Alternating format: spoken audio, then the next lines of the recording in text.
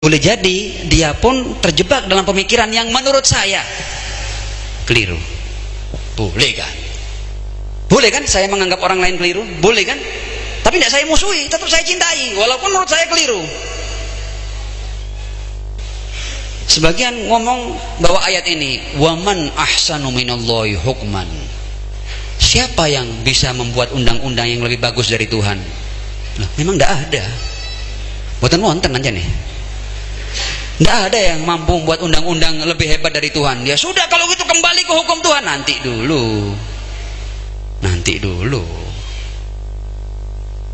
Sekarang waman ahsanu minallahi hukman.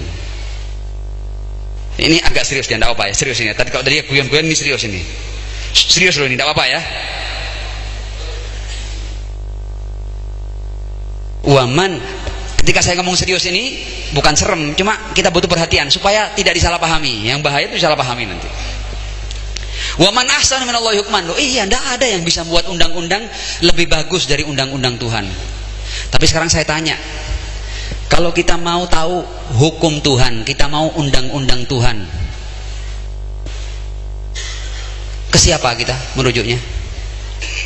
Kalau kita ini loh mau tahu undang-undang Tuhan, kita mau tahu agama, kita ke siapa merujuknya? Ke ulama toh. Di zaman ini Nabi kan tidak ada sekarang. Kalau Nabi ada sekarang ya tidak perlu ulama, Nabi. Betul tidak? Jadi kalau di zaman ini sekarang ini kita mau bertanya tentang agama, hukum agama, kepada siapa? Kepada ulama. Saya mau tanya, ulama itu satu pendapat enggak dalam menafsirkan ayat dan riwayat? Bingung kan? Kalau gitu siapa rujukan kebenaran? Sementara ulama dari era ke era berbeda pendapat. Loh, memang tidak ada yang lebih bagus undang-undangnya daripada Tuhan. Tapi siapa yang memahami undang-undang Tuhan? Kalau di zaman Nabi wakil resmi Tuhan ada, nah kita berbeda pendapat, satu memahami ayat begini, satu memahami ayat begitu, tinggal datang ke Nabi niki anu geger gini, punya perbedaan pendapat. Satu menafsirkan ayat ini begini, satu begini. Yang benar bagaimana? Oh, Nabi bisa mengatakan dua-duanya salah, yang benar ini loh. Yang kamu yang benar, yang kamu yang salah. Tapi sekarang ini ulama ini dari waktu ke waktu berbeda pendapat tentang agama. Kita merujuk ke siapa? Kalau tidak ada wakil resmi Tuhan? Waman ahsan minallahi hukman, betul. Tapi kalau kita sekarang ini mau pakai agama dalam tafsiran siapa? Para ulama ini. Ya Allah, kalau sejarah ikhtilaf nanti Pak Yai biar cerita ya. Ikhtilaf di antara ulama ini hanya urusan beda menafsirkan ayat dan riwayat ini sudah berapa banyak darah yang tertumpah. Hanya urusan menafsirkan ayat dan riwayat.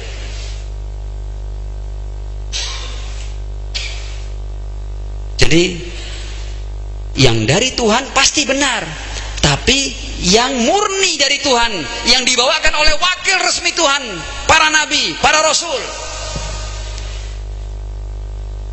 Kalau yang dibawa oleh para ulama, interpretasi. Mereka tidak paham persis apa maksud ayat dan riwayat, dan bukti bahwa mereka tidak paham persis maksud ayat dan riwayat, mereka berbeda pendapat sepanjang sejarah. Kalau mereka tahu persis maksud ayat dan riwayat, tidak ada perbedaan pendapat. Adanya banyak perbedaan pendapat ini menunjukkan bahwa mereka tidak paham persis, makanya berbeda.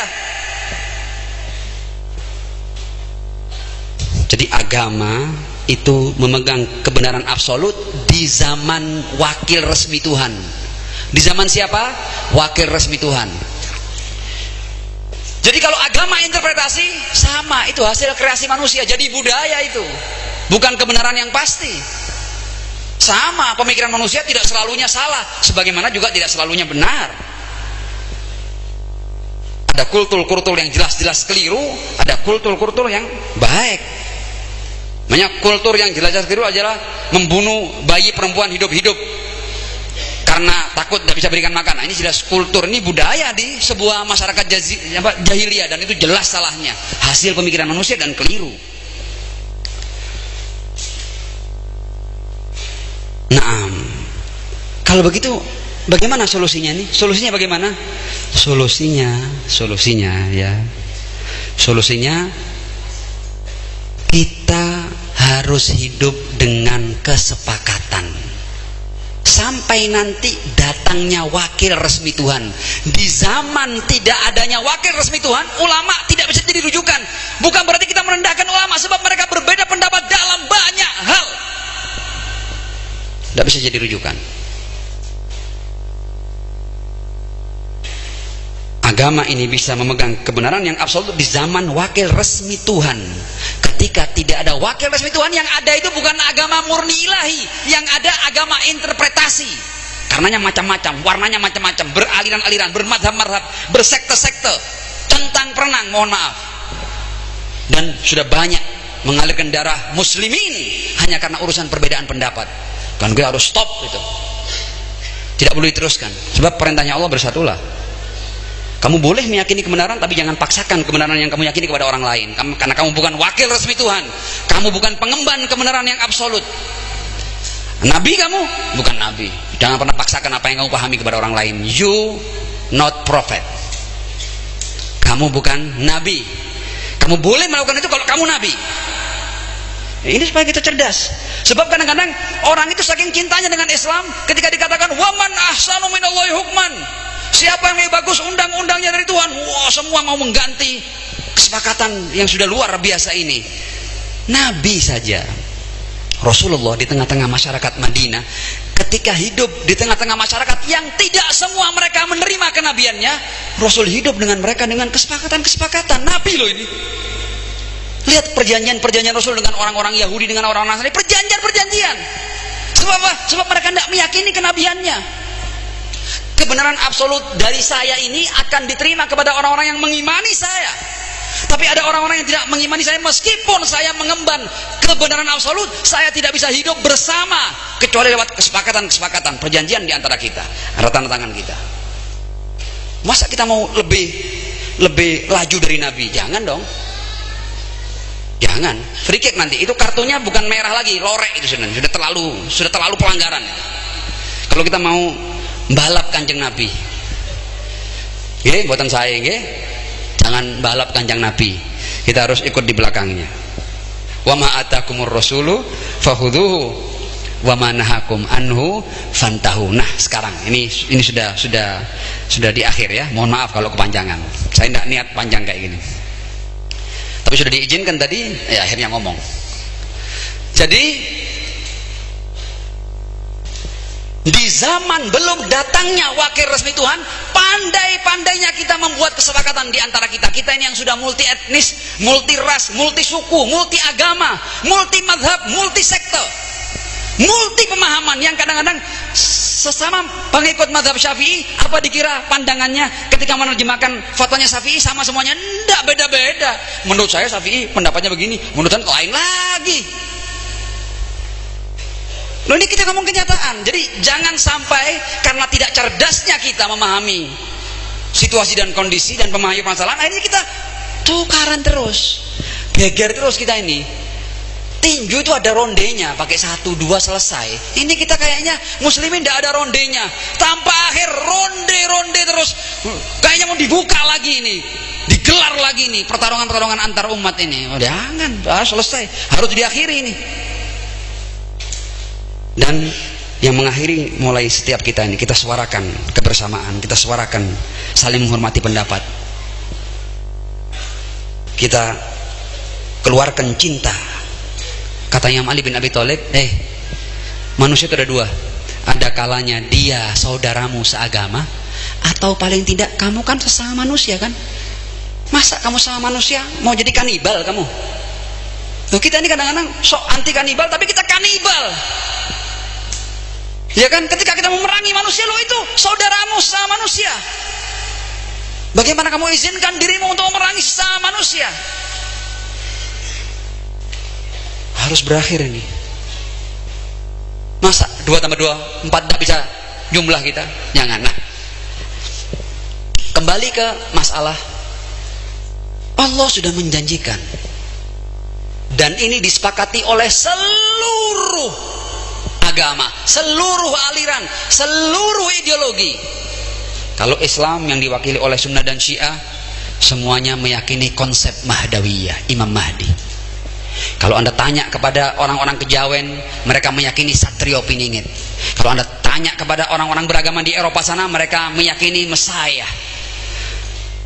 Anda tanya di suku Maya, di berbagai macam ideologi, semua mereka menanti bahwa akan datang Raja Adil di akhir zaman yang akan memenuhi dunia ini dengan keadilan.